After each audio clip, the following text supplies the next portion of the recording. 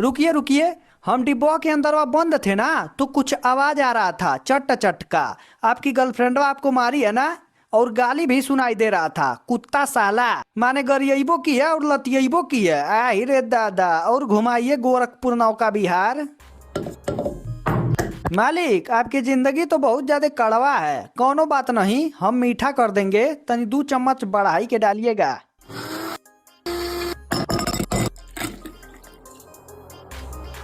हाँ, तो यही से आपकी गर्लफ्रेंडवा आपको कूटती है। माने इतना ठंडी में बर्फ डाल के कौन खाता है? एक तो ऐसा ही ठंडी सबका गांड फाड़ के रख दी है।